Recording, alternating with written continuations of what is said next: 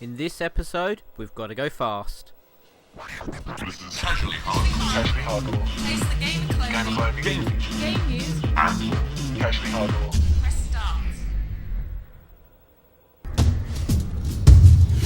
Hi there, I'm Mark and welcome to this episode of Retro Gaming Night. Today we are looking at Sonic Adventure on the Sega Dreamcast.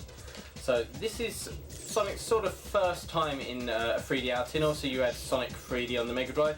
It really wasn't a 3D Sonic, it was an isometric view. In Sonic Jam, which came out on the Sega Saturn, there was a hub world where you could play as Sonic in 3D, and that was just like a menu to access different games, movie theatre and stuff like that.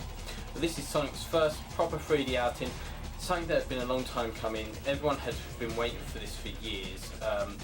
There was never really a proper Sonic game on the Sega Saturn, and here on the Dreamcast, it's his very first 3D game. So let's get started. So Sonic Adventure, a few changes. They changed Sonic's character, his look. They'd updated his look, so they changed his eye colour. The way he was more extreme, even though he was quite extreme before. And they changed the music as well, so there's a lot of rock music in here. It is a little bit cheesy, but it actually suits Sonic and the theme of the game pretty well. So the basic of this game is you actually have an adventure mode. There's a trial mode for people who want to do score attacks in the levels, which is pretty cool.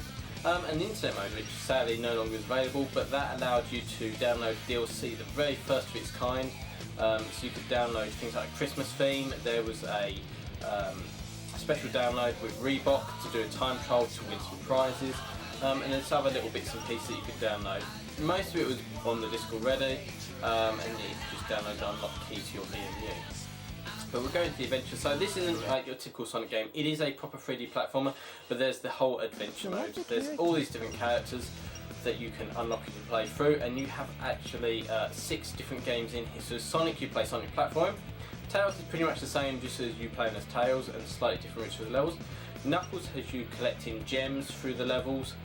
Amy has her own unique levels that are kind of like Sonic, a bit of a mix between Sonic and Tails, a lot simpler and a lot shorter. Big the Cat is actually a fishing game, which is quite interesting. A lot of people hate Big the Cat, but it's actually quite a fun diversion. And then you have this character E102Y, or whichever pronunciation you want to use for that, which is a bit more of a shooting game while platforming. But we'll just do the Sonic game here. Let's get him. So Sonic Light's an adventure game with platform. Basically you have a massive hub world to explore. There's loads of different levels in there. It is set on Earth, and basically as you play through you have to go and find the levels and unlock them. You have a few little simple puzzles to do, like find a key to unlock the next level and so on. The boss battles happen in this adventure world as well. So here we are in the Mystic Ruins area. As you can see, there are non-player characters to talk to as well, and they will give you clues to things to unlock the next level. What we're going to do is just run around through here and actually get to the very first level. The train that headed is for one of the Station best, Square will be departing soon. Now Sonic Adventure is a really good 3D platformer. It sadly is a little bit glitchy. Sega really had to rush this for the launch of the Dreamcast. The Japanese version was horribly buggy, and as you play through the games you can see where they've run out of time. The first few levels are really well done and quite polished. As you get through they start getting jankier as they go on, but they never sort of totally break, and this is actually one of the very best 3D Sonic games out there. I'd personally say Sonic Generations is number 1 for me, with this coming a close second. So let's go through here. So as a 3D game, it actually works really well. They've changed things. This doesn't follow the Mario template, which is what many people probably thought they would do. It would make a lot of sense to follow that because that works so well. But in here they've actually kept things pretty similar to the 2D game. So you have a level, you play through it to the end, and that's the level complete. But in here you have things called action stages. So you have your adventure field, which is the hub world that we've just seen through there as you wander around, and then the adventure stages. And this is where a lot of the game takes place. So Sonic has this level, Tails plays in this level, and as do the other characters, they play this level in different ways. So for example, Big the Cat will play here doing his fishing game in a small section level. Tails will play through the level pretty much identically. while people like Knuckles, they don't play this level at all, they'll have their own unique versions of it. As you can see, Sonic actually works pretty well. He isn't that fast in this game, which is a blessing. You know, later Sonic games are all about speed, gotta go fast.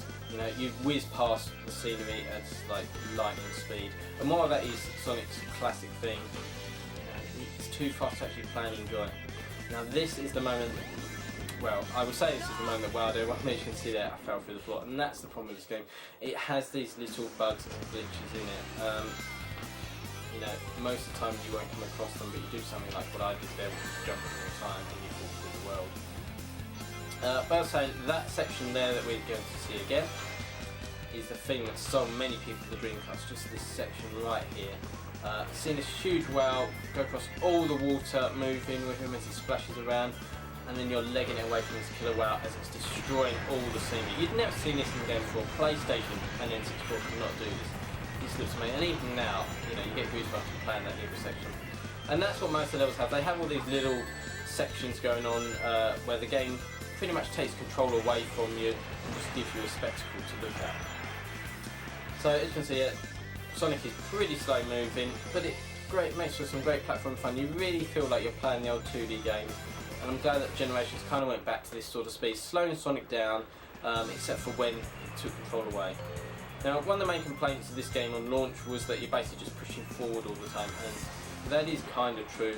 You can take your time throughout the levels, there are different routes through them and you can explore things, but there are moments like there where the game doesn't allow you to do anything, where it takes control away from you and just shows off by like throwing the graphics around at crazy speed. But that actually works pretty well for Sonic. You know, you want to have that spectacle and that fun, but then you also want to have action moments like this where you're just taking your time platforming and looking around. We've got to talk about the music. Music is really iconic. It's actually really good. Like I say earlier, it's a bit cheesy. It's rock music of the time, late 90s. But you know, that's no bad thing. It's a lot of fun and there's some great tunes in there as well. So we'll just jump to the jump pads. These are like a new thing in the game. Get you around the level. There are a few other different things like that you get throughout the game, but most of the time we're just doing normal platforming and running around. But one thing, the game looks gorgeous. You know, it has the Sega Blue Skies done perfectly well. The only downside is the pop-up. It is horrendous. You know, for the Dreamcast, it kind of sets a bad example in a way. You know, this was meant to be an all-powerful machine, and its launch game, a Sonic mascot launch game, had always pop-up. At the time, people didn't really notice or really care for it, but now it really stands out, and it's such a shame. It would look so great without that. Now, if you're looking to play this game, you can get it on the Dreamcast, obviously. That's where it first appeared, and it's probably one of the best places to get it. You can also get it on the Nintendo GameCube as Sonic Adventure DX. It's a little bit weird. They updated some of the graphics. The pop-up, I think, is actually probably worse than in the Dreamcast one. The Sonic model has been updated. They added a few other little bits and pieces here and there. But on the whole, there is this sort of juddering that goes on, which makes it not as good. You can obviously get it on the PC as well. It's probably one of the best versions to get it on, just because you can mess around with all the settings and stuff like that. And you can obviously get it on Xbox Live and PSN, and they are basically the PC version, but on the Xbox and the PlayStation. You know, there is so many cool little features I want to show in this game. I'm going to try and show you a couple more cool clips of later levels of the game, just to look forward to. You know, this is a really good 3D platformer. It looks great, it plays great, it has a ton of gameplay, got 6 different characters in there, all are unique. Some are not as good as others, but you know, this game, for a Sonic game, for a 3D platform game, is really good. It's not Mario 64 quality, but it's one of the best Sonic 3D games out there, and there's so many different little touches in this game that you will have a lot of fun playing it. Now, we really do have to mention the voice acting in this game as well. So this is one of the first times you've ever heard Sonic speak, apart from in the cartoons. And he works pretty well. You know, it's typical cartoon fare. You know, you're not going to expect the best voice acting in the world ever. But you know, it really suits Sonic and the Sonic universe as a whole. As a little bit of trivia here, the voice of Tails is done by Jake Lloyd, who many people will know and probably hate, even though they really shouldn't. For being Anakin in the Star Wars Episode 1 film. So at the time, you know, 99, Star Wars was pretty big at that point. Fever pitched for it, so you know he was a pretty big actor at the time. So yeah, he's also in this, which was another selling point for Sega as well. And we talked about the DLC earlier. You know, that was one of the first times you'd ever seen DLC in a game. If you do want to get hold of the DLC, you can get it with your Dreamcast by going online with it, which some people still do, it seems. There are websites out there where you can download the files to your VMU, so you can still access all that cool little stuff. So there's extra tracks for the racing game in here. Like I said, there's the Christmas themes and so on. And that brings up another point. There's loads of little gameplay touched in here. So you have a small little racing game in here. It's nothing fantastic, but it's a nice extra. There's a pinball table in here you can play on. A flying game. You know, there was so much packed into this game. They really pushed the boat of this game, and it's just a shame they didn't have another 6 months to a year just to polish everything up in this game. You know, just look at stuff like this. It looks fantastic. So if you like this video, you know what to do. So until next time, stay casually hardcore. Did you enjoy that video? Then hit that like button. Why not subscribe as well and get the latest videos, news and competitions? Don't forget to check out casuallyhardcore.com, where you can buy hundreds of video game shirts and geek clothing, or make your own shirts with worldwide shipping also available. Until next time, stay casually hardcore.